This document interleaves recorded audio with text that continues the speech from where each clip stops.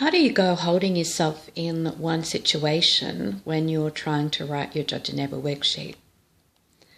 Today's discussion is about what someone has referred to as the monkey mind, where they jump around all over the place into many situations and find it difficult to stick with one moment, one situation to focus on to write their Judge Your Neighbour worksheet. What I've noticed for me is this is hard originally when I started doing the work because there was so much there to work, and the idea of being still and getting still enough to focus on one moment just didn't seem possible at all. What I've now noticed is if I slow things right down, then I'm able to focus on the one moment.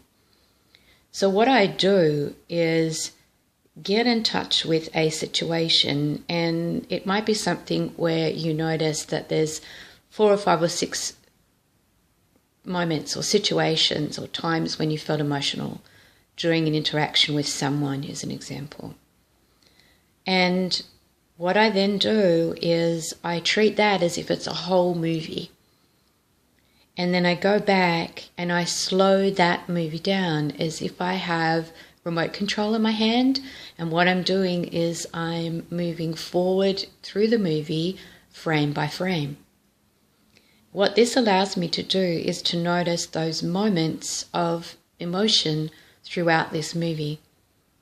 And I might notice, for instance, that there are 3 or 4 different points of emotion during this whole movie, depending on what's happened and how I'm feeling, and therefore what I'm thinking in that moment.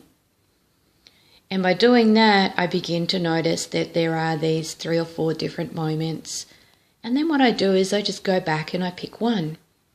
And I get really, really close to that one moment. And I get down into the detail. Where was I standing? Where was the other person? Was I holding anything? What were they holding? What were they doing? What did they say? How did they look?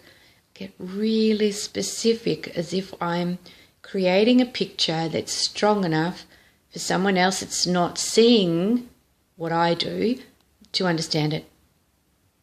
And this allows me in that moment to drop right into the emotion of that particular situation. And there's the moment that I use to do the work, to write my Judge Your Neighbour worksheet, or even simply to capture my number 1 statement. I've found it works really effectively, and it helps me stop jumping around from moment to moment to moment to moment. And it's okay to jump around from moment to moment to moment to moment when you start. If there's so much going on in your mind, it's not that easy to stop it. That's my experience of it anyway.